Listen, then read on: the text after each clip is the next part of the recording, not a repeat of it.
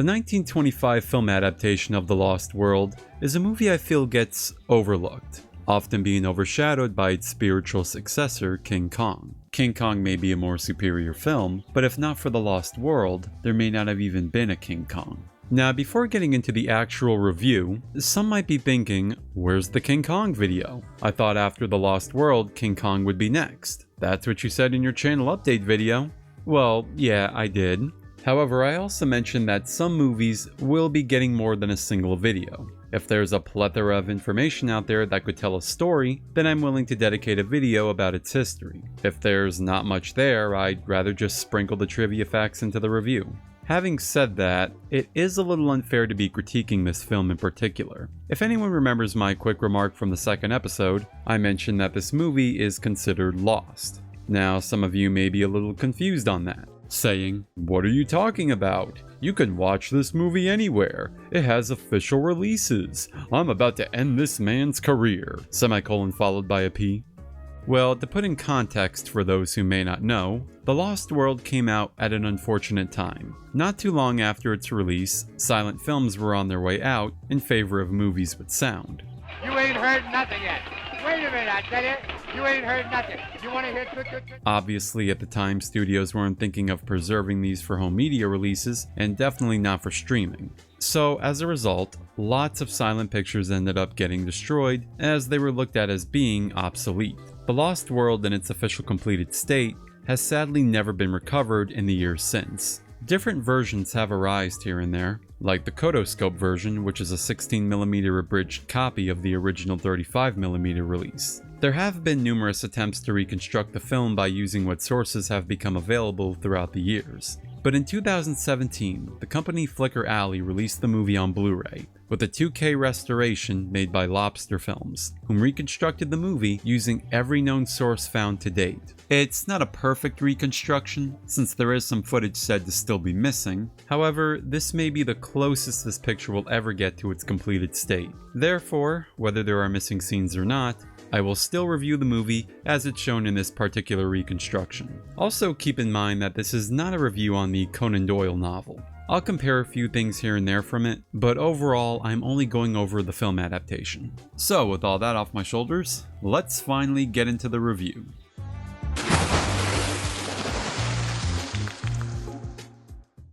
The 1925 Lost World loosely follows the same premise as its source material. You have Professor Challenger discovering information of a plateau that features prehistoric animals living on it, and everyone around him thinks he's a madman. Afterwards, he along with a few other individuals travel to the plateau, see the dinosaurs, get trapped there, and now have to find a way back home. While the basic concept of the book is still present, the overall story is definitely not a one-for-one adaptation, as we'll soon see.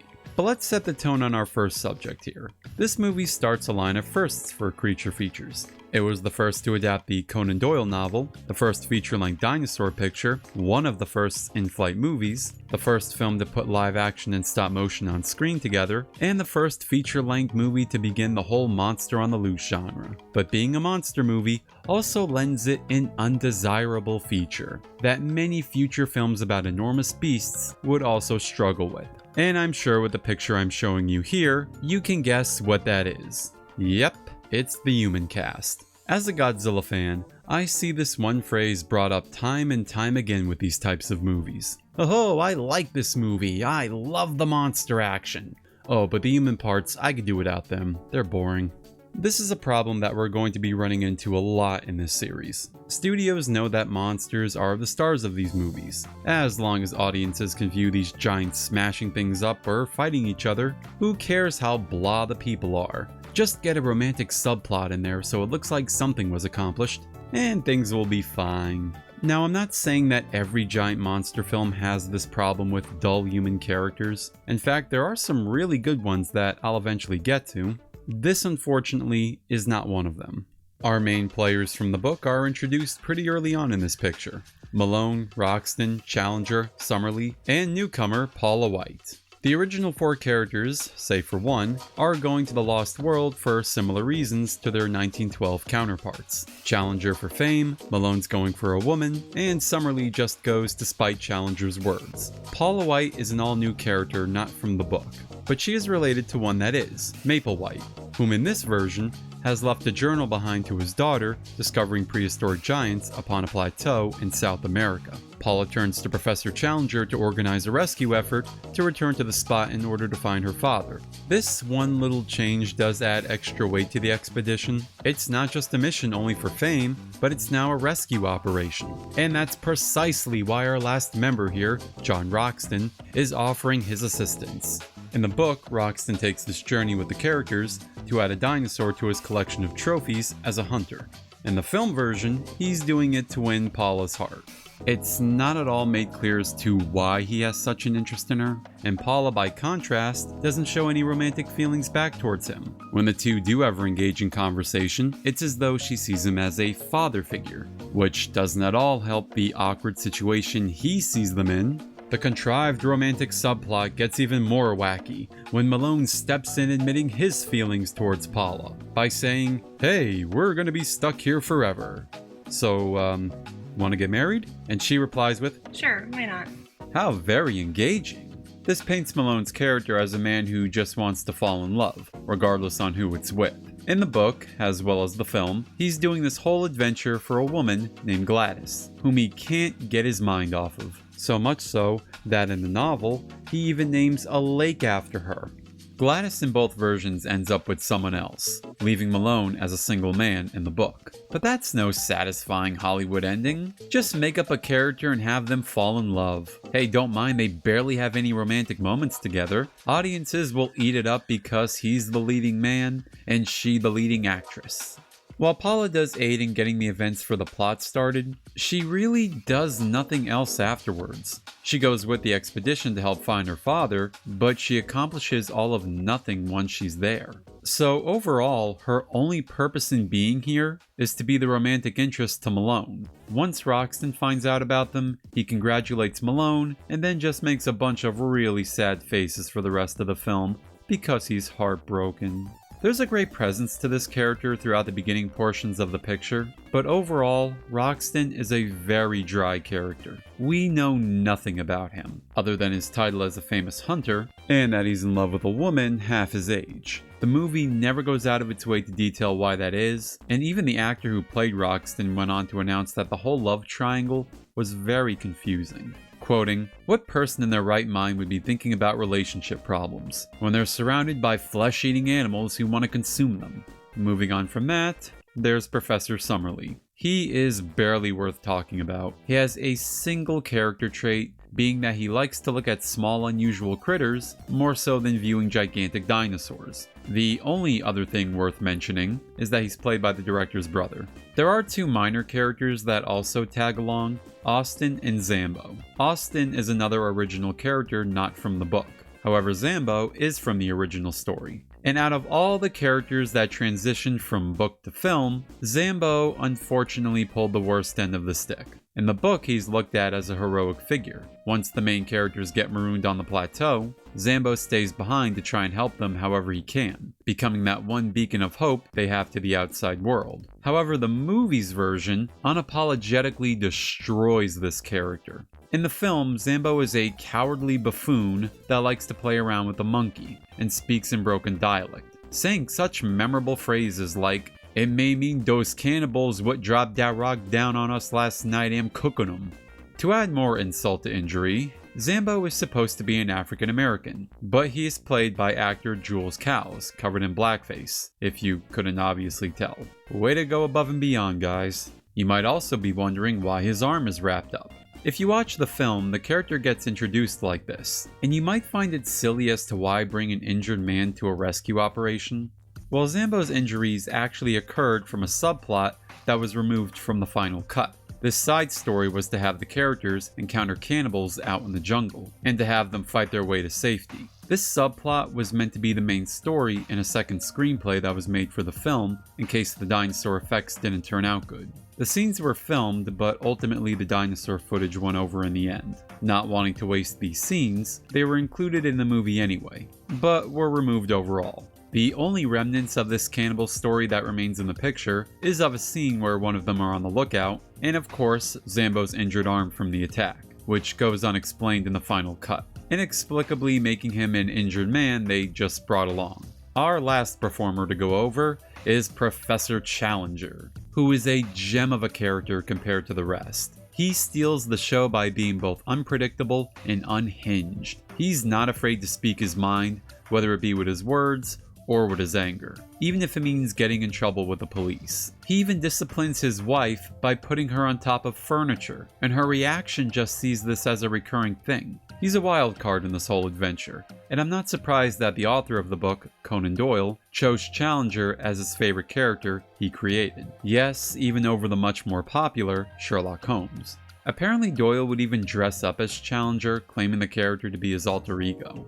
Sadly though, once the expedition makes it to the plateau, Challenger ends up being shoved to the side in favor of dinosaur action. I should note it's at this point, once the prehistoric animals get introduced, the story pretty much deviates itself away from the novel and becomes more of its own thing, both to its advantage and its detriment, wanting to showcase the film's dinosaurs more so than actually proceed with the story. At first that may sound like a simple-minded idea to do for a movie, but in this case, it was actually a clever maneuver to do. Dinosaurs in prior pictures don't come anywhere near as great looking as they do here. Sure, their appearances are dated by today's knowledge, but at the time, this was truly a spectacle to behold for motion pictures, being released in an era where special effects blockbusters were few and far between. With that said, it's completely understandable as to why the filmmakers sought to highlight the dinosaur scenes as much as they did. Unfortunately, it is this part of the movie where nothing is really happening. Yes, there's dinosaur action around every corner, but it just keeps going on and on. Don't get me wrong, it is fun to watch, but can something of narrative value just happen already? Besides the dinosaurs to look out for, there's also an ape man that lives up here, and for reasons unexplained, he goes out of his way to try and harm the characters. In the book, there is an ape man, or ape men I should say, that find people and throw them off cliffs to see if they go splat. In addition to being a threat to the characters, they are also in conflict with some native people that live up here on this time capsule. Lord Roxton and the others support the native people by assisting them to drive off the ape men. This whole story is completely removed from the film, with a tribe of ape men reduced to a single individual and a chimpanzee, I guess. Anyway, let's get back to the dinosaurs. As I mentioned earlier, this movie pulls off the illusion of having both live actors and stop-motion creatures on frame together. This was done by an effects process called double exposure, or matte shots. This is an in-camera effect that allows filmmakers to blend other shots on top of each other. To pull this off, the crew would shoot the footage in front of a glass screen and paint a certain section of it black. The footage would then be rewound, and the unexposed footage would be placed on top of a second clip. With careful lighting, the effect can look pretty seamless. This film would also utilize glass shots, where scenery would be painted over glass and then filmed in front of both the actors and models, to look as though they're walking on the plateau. Yes, the scale on some of these shots look pretty off, but it gets the point across. These were done by Ralph Amirez, who had also constructed the sets made for the models. He primarily joined the production due to being impressed by O'Brien's work. Speaking of, the stop-motion animation was done by 4 individuals: Willis O'Brien, Marcel Delgado, Ralph Amirez, and Joseph Roop. The dinosaurs do look well animated most of the time, but there are a few moments where things can look a little on the janky side. From what I gathered, O'Brien did a majority of the animation, and was only assisted in the stampede scene. As much as I want to take that on its own merit, I do think the others did assist on more than just that. I mean, there are photos out there that show them working on other parts, so it's plausible they did more than what's being said. I only make that argument because Willis O'Brien had done stop motion beforehand. You can tell by comparison that he has really stepped up his game. The other three weren't so familiar with the process, save for Roop who had done some beforehand. But regardless on the matter, you can clearly tell a big difference from how some scenes were animated when compared to others. But overall, the dino action isn't bad at all. The only creatures in the film that didn't turn out so great are the pteranodons. The flying animation is pretty rough, and at one point it's barely being animated, instead being tugged along by the obvious wires over its body. I can only imagine how the finale would have played out had the film gone with the book's original ending. Towards the end of the novel, the characters make it back to civilization, and they end up bringing back a baby pterodactyl to showcase at the Queen's Hall in London. The pterodactyl gets startled and causes some havoc before escaping out an open window, where it flies off and presumably dies. The 1925 movie goes for something a bit more grand scale, with the expedition instead bringing back a brontosaurus that fell off the plateau in an early fight.